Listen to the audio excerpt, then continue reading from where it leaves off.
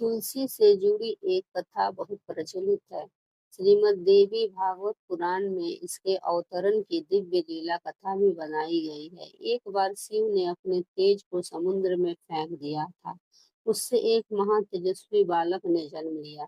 यह बालक आगे चलकर जलंधर के नाम से पराक्रमी दैत्य राजा बना। इसकी राजधानी का नाम जलंधर नगरी था। दैत्यराज काल नेमी की कन्या वृंदा का विवाह जलंधर से हुआ। जलंधर महाराक्षस था। अपनी सत्ता के मद में चूर उसने माता लक्ष्मी को पाने की कामना से युद्ध किया, परंतु समुद्र से ही उत्पन्न होने के कारण माता लक्ष्मी ने उसे अपने भाई के रूप में स्वीकार किया। वहां से पराजित होकर वह देवी पार्वती को पाने की लालसा से कैलाश पर्वत पर गया।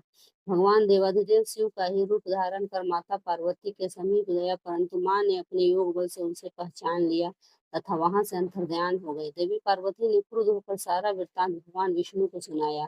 जालंधर की पत्नी विद्या वृंदा अत्यंत पतिव्रता स्त्री थी। उसके पतिव्रता धर्म की शक्ति से जालंधर ना ही पराजित होता था, इसलिए जालंधर का नाश करने के लिए वृंदा के पतिव्रत धर्म को भंग करना बहुत जरूरी था। इसी कारण भगवान विष्णु ऋषि का वेश धारण कर वन में जा पहुंचे। वहां वृंदा अकेली भ्रमण कर रही थी। भगवान के साथ दो मायावी राक्षस भी थे, जिन्हें देखकर वृंदा भयभीत हो गई। ऋषि ने वृंदा के सामने पल में दोनों को भस्म कर दिया। उसकी शक्ति देखकर वृंदा ने कैलाश पर्वत पर महादेव के साथ युद्ध कर रहे अपने पति जालंधर के बारे में पूछा। ऋषि ने अपने माया जाल से दो वानर प्रकट किए। एक वानर के हाथ में जालंधर का सिर था तथा दूसरे के हाथ में धार।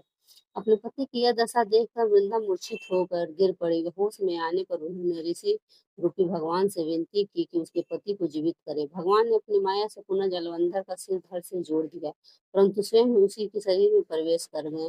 वृंदा को इस छल का जरा आभास न हुआ। जालंधर बने भगवान के साथ वृंदा पतिव्रता का व्यवहार करने लगी, जिसके कारण उसका सतीत्व भंग हो गया। ऐसा होते ही वृंदा का पति जालंधर युद्ध में हार गया।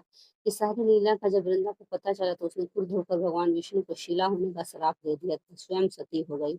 जहाँ वृंदा भस्म हुई, यहाँ तुलसी का पौधा उगा। भगवान विष्णु ने वृंदा से कहा, हे वृंदा, तुम अपने सतीत्व के कारण मुझे लक्ष्मी से भी अधिक प्रिय हो। अब तुम तुलसी के रूप में सदा मेरे साथ रहोगे। जो मनुष्य भी मेरे शिलाग्राम रूप के साथ तुलसी का विवाह करेगा, उसे इस लोक और परलोक में विपुल यश प्राप्त होगा। जिस घर में तुलसी होती है, वहां यम के दूत भी असमय नहीं जा सकते। गंगा और नर्मदा के जल में स्नान तथा तुलसी का पूजन बराबर माना जाता है। चाहे मनुष्य कितना भी पापी क्यों ना हो, मृत्यु के समय उसके प्राण मंजरी रहित तुलसी और गंगा जल मुख में रख कर निकल जाते हैं। वह पापों से मुक्त होकर वैकुंठ धाम को प्राप्त होता है। जो मनुष्य तुलसी और आंवले की छाया में अपने पितरों का श्राद्ध करता है, उसके पितर मोक्ष को प्राप्त हो जाते हैं। उसी दत्त जलंधर की यह भूमि जालंधर नाम से विख्यात है। सती वृंदा का मंदिर मोहल्ला कोट किशन चंद्र में स्थित है। कहते हैं कि इस स्थान पर एक प्राचीन गुफा थी जो सीधी हरिद्वार तक जाती थी। सच्चे मन से 40 दिन तक सती वृंदा देवी के मंदिर में पूजा करने से सभी मनोरथ पूर्ण होते हैं।